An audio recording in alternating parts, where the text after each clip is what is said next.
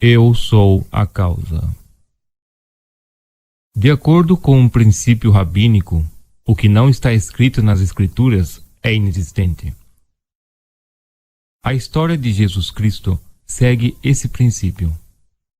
O autor desconhecido do livro de Lucas, como todos os outros, escreveu apenas suas próprias experiências. Voltando à sua mente disciplinada na autocontemplação, ele está se voltando para os discípulos e dizendo: a Escritura deve ser cumprida em mim. Tudo o que está escrito sobre mim deve ser cumprido. Começando com Moisés e os profetas e os salmos, ele interpretou para eles em todas as Escrituras as coisas relativas a si mesmo. E eles disseram uns aos outros: os nossos corações não ardiam enquanto ele nos explicava as Escrituras? Então disse-lhes: tudo o que está escrito sobre mim na lei de Moisés e dos profetas e dos salmos deve ser cumprido. Então ele abriu suas mentes para entender as Escrituras. Lucas está falando do Cristo em você, pois qualquer Cristo vindo do exterior é um falso Cristo, ensinado por falsos mestres. Pedro nos diz: nos últimos dias virão os escarnecedores, zombando e dizendo: onde está a promessa de sua vinda? Para sempre, desde que os pais se adormeceram, todas as coisas continuaram como eram desde o início da criação. Certamente eles fazem corrupção, guerra, política suja, pobreza. Você o nomeia. Tudo continuará para sempre nesta era. Por isso não procure sinais de sua chegada no mundo exterior, já que esta idade continuará produzindo pobreza, corrupção, guerra e coisas desagradáveis. Mas quando Cristo vem, é como um ladrão na noite. Quando você menos espera, Cristo desperta dentro de você para se revelar a si mesmo.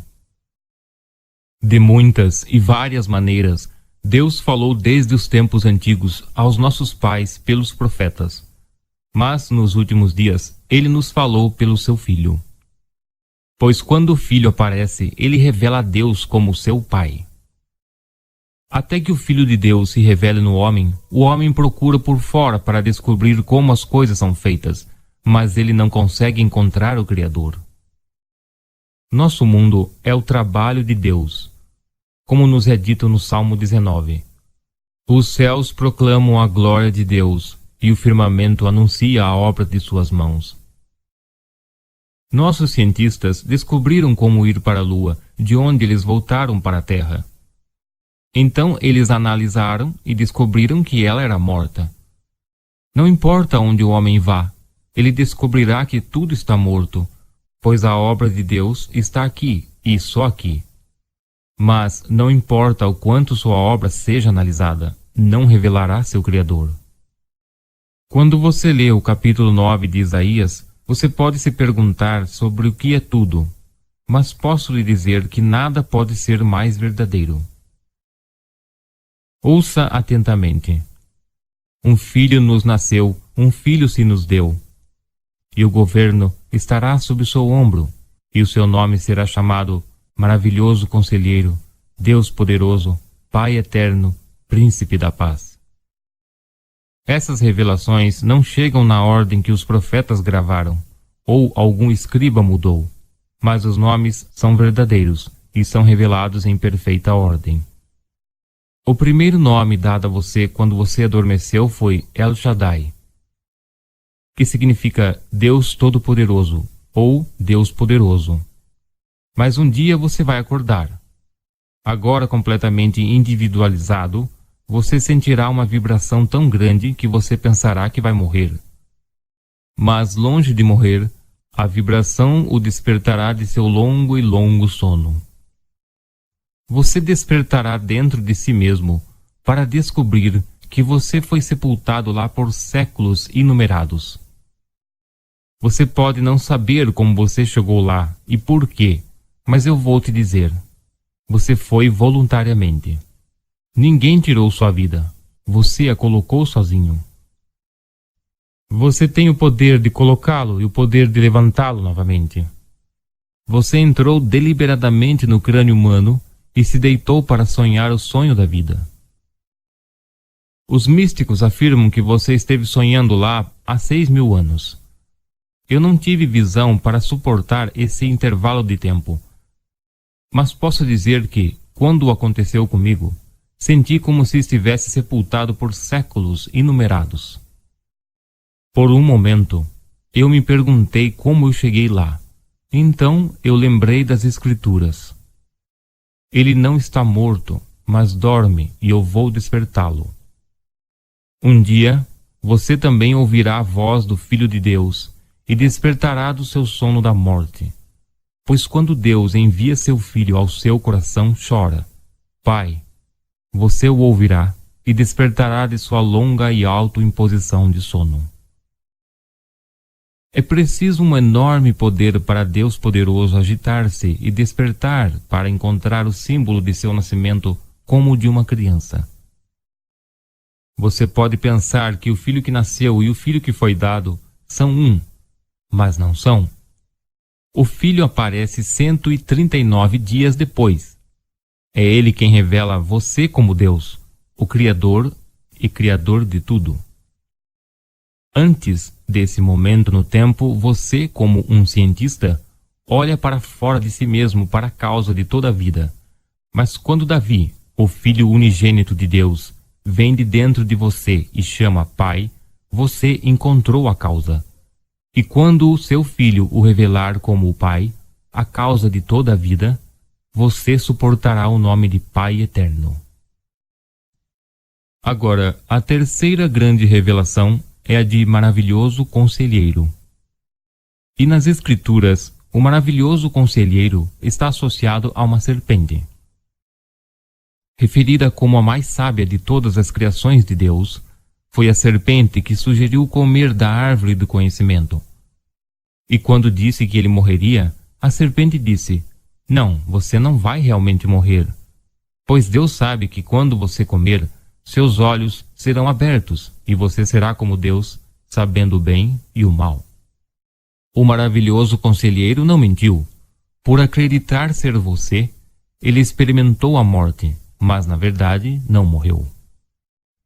Mesmo que partamos deste mundo e parecemos morrer, não o fazemos. Em vez disso, somos restaurados na vida em um mundo assim, para continuar nossa jornada para séculos inumerados. Agora, no mesmo capítulo 3 de Gênesis, o Senhor disse aos deuses: Eis que o homem se tornou como um de nós, conhecendo o bem e o mal. Assim como a serpente disse que faria. Somente descendo a este mundo de experiência, você pode comer da árvore do conhecimento do bem e do mal e tornar-se como os deuses. Então, vemos que no terceiro título, Maravilhoso Conselheiro, tem muito a ver com a serpente. Dizem-nos que ninguém ascende ao céu, mas aquele que desceu do céu, Filho do Homem. E como Moisés levantou a serpente no deserto, assim o Filho do Homem será levantado. Quando você lê essas palavras, elas não fazem sentido. Mas quando você as experimenta, o terceiro título de Maravilhoso Conselheiro é conferido a você. Seus olhos estão abertos, então você conhecerá o bem e o mal da experiência. Você saberá que não morrerá, mas retornará ao estado celestial do qual você, o Filho do Homem, desceu. E você será levantado como uma serpente ardente. Agora, a serpente das Escrituras é descrita no capítulo 6 do livro de Isaías como os serafins que cercam o trono de Deus. Um serafim é, por definição, um ser ardente com rosto humano, voz humana e mãos humanas. Isaías dá-lhe 6 asas, 2 para cobrir o rosto, para cobrir os pés, que é um eufemismo para os seus órgãos criativos, e ele voa com 2, mas além disso, este ser celestial, o mais sábio de todas as criações de Deus, não é descrito. Esta é a sua verdadeira identidade, pois vocês são os deuses caídos. Você não é uma pequena ameba que saiu da lama. Você desceu do céu e esvaziou-se de tudo o que era para assumir as limitações e fraquezas da carne humana. Você não está fingindo que você é um homem. Você se tornou homem assumindo a pobreza, embora você fosse rico. Você assumiu a fraqueza, embora fosse forte. Você, um ser infinito, assumiu todas essas coisas por sua experiência. Todo o vasto mundo declara sua glória. Mas somente aqui, nesta pequena terra, é revelado este maravilhoso trabalho. Antes de chegarmos aqui, éramos irmãos, e um dia vamos despertar e retornar à nossa irmandade como Deus Pai, do qual é necessário que todos os irmãos se formem. Agora, o quarto título, Príncipe da Paz, é enviado sob a forma de uma pomba. Isso não acontece fisicamente com você. E quando acontece, você é o único que sabe disso. Leia o primeiro capítulo, no versículo 10 do Evangelho de Marcos, e você verá que apenas aquele sobre quem a pomba desceu foi consciente disso. Quando ele saiu da água, imediatamente viu os céus abertos, e o Espírito desceu sobre ele como uma pomba. Você está destinado a ter essa experiência como o quarto título, o Príncipe da Paz. Você suportará os 4 títulos, e ao fazê-lo, você cumprirá as Escrituras. Tendo anunciado, você veio para cumpri-lo dentro de você. O testemunho de Jesus é o espírito de profecia, e o nome pelo qual ele é chamado é a Palavra de Deus. Ele é a Palavra de Deus que não pode retornar a Deus vazia, mas deve realizar o que ele propôs e prosperar no que foi enviado. Você é a Palavra de Deus que foi no começo. Você não estava apenas com Deus, você era Deus. Então, você se fragmentou em muitos filhos, e é preciso que todos os filhos formem o Pai. Você veio a este mundo para experimentar seus horrores, e não para mudá-los. Nossos políticos prometem eliminar a guerra e a pobreza, mas admitem que venderam mais de 13 bilhões de dólares em armas convencionais para nações pobres na pobreza, assim como o mundo comunista. Nossos políticos têm forçado as nações que não podem se dar ao luxo de se alimentar, comprar o que estamos fabricando. Então, com um olhar piedoso, pede às pessoas que assinem papéis para parar a guerra. Mas você não consegue detê-los. Este mundo nunca foi concebido para ser diferente do que é. Um mundo de pobreza, um mundo de guerra, um mundo de políticas sujas, um mundo de corrupção. Basta ler os documentos e você verá o que está acontecendo em lugares altos. Você não vai mudar isso. Ele continuará, porque a história de Cristo é de redenção. Ele se resgatará, levantando-se deste mundo em um movimento espiral. Este mundo baseia-se em um princípio circular que se repete várias vezes, enquanto a redenção se baseia em um princípio espiral. Partindo da roda da recorrência, um se move em um movimento espiral, como os serafins, e é redimido. Dizem-nos que, à medida que o relâmpago brilha no Oriente para o Ocidente, assim será a chegada do Filho do Homem. As pessoas procuram iluminação para atacar de fora, mas atingem dentro. Sua cabeça é o Monte das Oliveiras e seu corpo é o que está dividido do Oriente ao Ocidente. Uma metade se move para o norte, enquanto a outra se move para o sul, deixando um grande vale. Na base da coluna vertebral, você verá um conjunto de luz dourada, líquida e pulsante, que é o sangue de Deus. Fundindo com ele, você acende no seu crânio como uma serpente ardente e seu crânio reverbera como trovão. Eu estou dizendo a você o que você vai experimentar. Você pode ou não aceitar isso, mas você nunca vai negar isso. Eu o despertei momentaneamente, mas você pode voltar a dormir de novo e continuar seu sonho, do qual você é o seu único autor. É muito fácil ser pego na realidade que você mesmo está fazendo, mesmo que o que você possa ver assuste-o.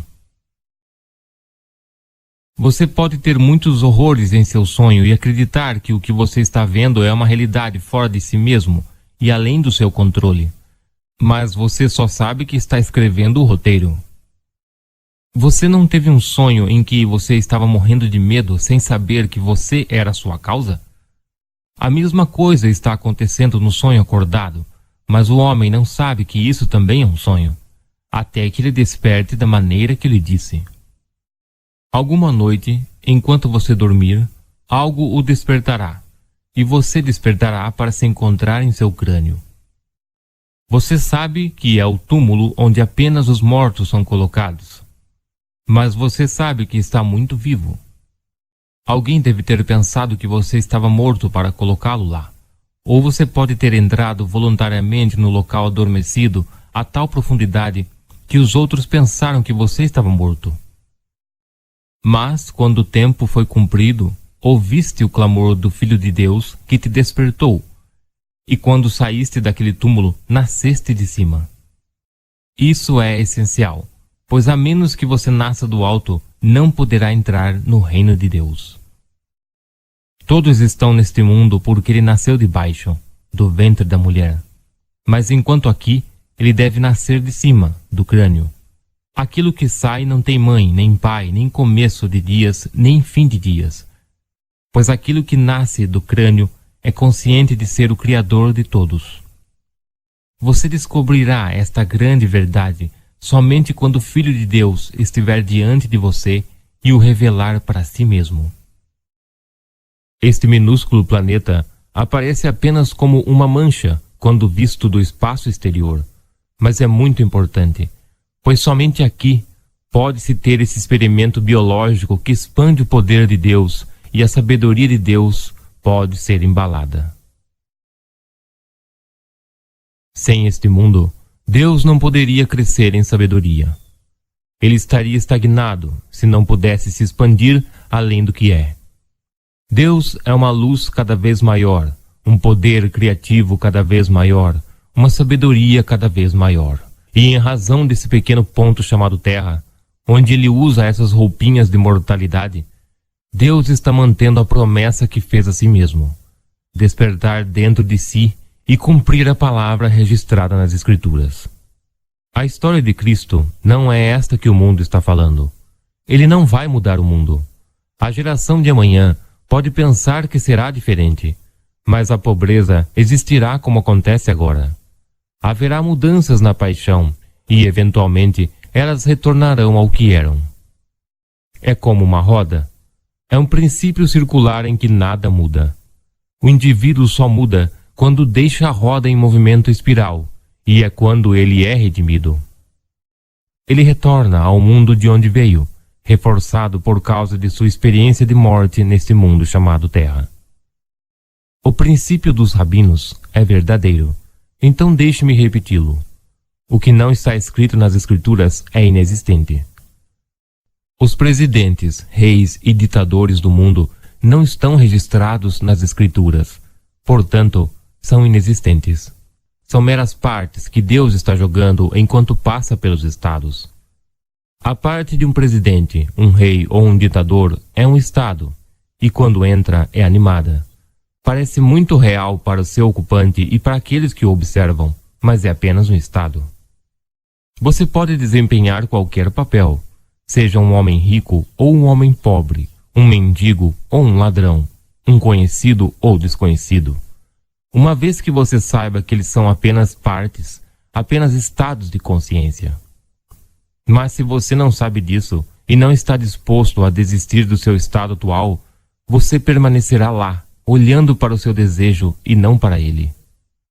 Você pode se tornar o que você gostaria de ser em um piscar de olhos, pelo simples ato da suposição. E no dia em que você ousar permanecer fiel à sua suposição, esta começará a se exteriorizar. E quando isso acontece, você pode voltar a dormir, assim como fazem seus sonhos noturnos. Tornando-se possuído pelo sonho que você criou em seu sono, você observa sua própria criação. E se for um sonho nobre, você pode ficar tão cheio de seu próprio conceito que se esquece do seu Criador. Ou você pode criar algo ignóbil e ficar tão imerso nele que você acredita em sua realidade. Tudo pode ser criado por uma simples suposição. Quando ousei assumir que eu era o homem que queria ser, não discuti isso com outros. Eu simplesmente insisti em minha suposição e observei isso se tornar realidade. Esse ato persistente me ensinou que esse mundo era um sonho. Meu irmão mais velho, aos 18 anos, não tinha dinheiro nem perspectivas de conseguir algum. Mas ele teve um sonho. Ele sonhava em possuir um prédio que abrigasse os negócios da família.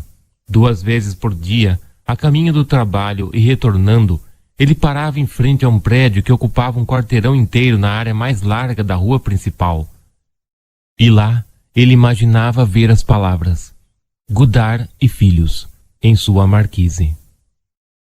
Ele persistiu nesse ato por 2 anos, quando um dia, um total estranho comprou o prédio para a família, confiando neles para pagar de volta por um período de 10 anos. Aquele edifício que se tornou a base do crescimento da nossa família começou na imaginação do meu irmão. Não tendo nada do lado de fora para procurar, meu irmão teve a coragem de imaginar e acreditar que sua imaginação criaria sua realidade. Hoje, eu não acho que você poderia comprar a família por alguns milhões, porque seu negócio bruto no ano passado excedeu 30 milhões de dólares. Faça como meu irmão e descubra a profundidade de Deus em você. Teste sua imaginação, pois não há outro Deus. Se você testá-lo e descobrir que é Ele quem cria todas as coisas, produzindo uma prova tangível de sua realidade no que você fez, então ninguém será capaz de persuadi-lo de que o que aconteceu foi uma coincidência. Meu irmão viveu e construiu sua fortuna na fundação da imaginação. É claro que, tendo criado um empreendimento tão vasto, ele pode dormir e acreditar que seus 1000 funcionários são a causa de sua incrível riqueza. Estamos todos inclinados a esquecer que somos os fabricantes de tudo o que está acontecendo e, esquecendo, culpamos nosso sonho. O mundo é você mesmo empurrado para fora. Mas é muito fácil colocar a culpa em um aspecto do eu em vez de você, o criador do sonho. Aprenda a usar a sua imaginação conscientemente, pois ela não falhará neste nível ou no nível superior. Mas você não pode partir deste mundo mudando seus pensamentos. Acontecerá na plenitude dos tempos, quando o Pai em você que adormeceu começar a se mexer. Então, Ele te desperta, e quando Ele o fizer, você, poderoso Deus, receberá o nome e carregará os poderes especiais do Pai Eterno, maravilhoso Conselheiro e Príncipe da Paz. E o seu reinado não haverá fim, pois você saberá que é Jesus Cristo que os homens adoram exteriormente. Os ministros deste mundo estão falando sobre sua vinda, tentando interpretar sinais do lado de fora. Mas eu lhes digo que Jesus não vem no final da história humana, pois ele vem individualmente. Esta noite, um de vocês pode experimentar a vinda dele. Ninguém sabe senão o Pai em você. Desde que o Pai adormeceu, todas as coisas continuaram como eram desde o princípio da criação. Portanto, não procure por nenhuma mudança do lado de fora. Quando os políticos prometerem mudanças, não discuta, sorria com eles ao longo dos séculos, sabendo que eles não vão mudar nada. O mundo é composto de estados infinitos em que o homem cai inconscientemente ou deliberadamente, como meu irmão fez. Ele era um menino pobre que deliberadamente se mudou para o estado de riqueza. Não sabendo como iria acontecer, ele simplesmente persistiu em sua suposição e endureceu em fatos. Você gosta do que o seu espelho reflete de volta para você e o seu histórico lhe diz? Se não é com o que você gostaria de viver, não o aceite. Em vez disso, olhe no espelho da sua mente e assuma que você é o que gostaria de ser. Declarando que você é agora, não desvie o olhar e esqueça a imagem refletida lá, mas persista em sua suposição. Viva nessa manhã de consciência tarde e noite como se fosse verdade, e nenhum poder pode impedi-lo de experimentar sua verdade. Este é um mundo de efeitos, como nos é dito no livro de João. Se você olhar no espelho e vendo a si mesmo, se afastar e se esquecer que tipo de homem você parece, continuará a perpetuar seu estado desagradável. Mas se você olhar no espelho da sua mente e vendo o que você deseja ver, continue pensando a partir desse estado, você verá que ele se reflete em seu mundo. Então um dia você partirá do mundo e retornará ao mundo do qual você desceu, pois você é o Elohim, o Deus mencionado nas Escrituras. Não tenha medo de reivindicar seu direito de primogenitura. Um Deus externo nunca existiu, portanto, não faça pequenas imagens dele e colhe-as na parede para adorar. Existe alguma cruz ou imagem de Jesus Cristo no mundo que não foi feita por um homem? Não há descrição de uma pessoa chamada Jesus Cristo, mas há inumeráveis imagens dele em todo o mundo cristão, e as pessoas se curvam diante daquilo que é feito por mãos humanas. Leia o Salmo 115 e veja o que o salmista disse a respeito de qualquer imagem cedida a algum poder que possa ajudar ou atrapalhar. Eles têm bocas, mas não falam, olhos, mas não veem. Eles têm ouvidos, mas não ouvem, narizes, mas não cheiram. Eles têm mãos, mas não sentem, pés que não andam, e eles não emitem nenhum som de sua garganta. Aqueles que o fazem são como eles, assim são todos os que confiam neles. Se alguém disser, olhe, está aí ele, ou está lá, não acredite nele, pois quando o Pai de toda a vida aparecer, você o conhecerá, porque você será um com ele. A Bíblia é toda sobre você, e você está aqui na imagem final para cumprir o que você ditou antes de descer. Os profetas que você inspirou eram apenas órgãos de revelação, e o Filho de Deus, por sua própria natureza, revela Deus como seu Pai. Então, quando o Filho unigênito de Deus está diante de você e o revela como seu Pai, você não é Deus o Pai? Isso eu sei por experiência pessoal. Eu não estou especulando. Eu não ouvi de um homem, nem fui ensinado. Como Paulo, veio através de uma revelação do verdadeiro significado de Jesus Cristo. É tudo nas Escrituras, e todos irão experimentá-lo. E quando tiramos estas vestes e levantamos, você e eu, como os irmãos que retornaram, ficaremos em um estado de êxtase, pois todos seremos o mesmo filho. Se seu filho é meu filho e nosso filho é seu filho, não somos um só pai?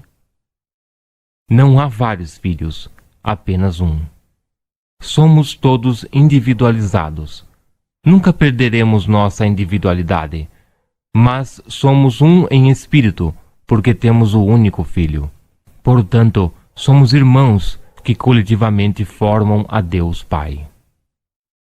As Escrituras baseiam-se no princípio que o homem verdadeiro vem aqui para cumprir. Tudo o que é dito sobre o verdadeiro você na lei de Moisés e os profetas e os salmos deve e será cumprido. É o meu prazer e meu privilégio abrir sua mente para que você possa entender as Escrituras. Isso é tudo o que eu estou aqui para lhe dizer. Mas você nunca entenderá minhas palavras até que você as experimente. E você irá. Não há aristocracia de privilégio nessa história. Nós somos todos um. Um não é melhor que o outro. Eu despertei do sonho da vida. Agora só espero que os outros despertem. Não há nada que eu queira mais que o despertar de todos, porque sem o todo, o Pai não está completo.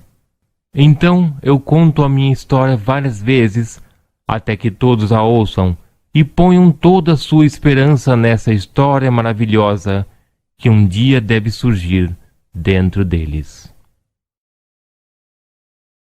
Neville Goddard.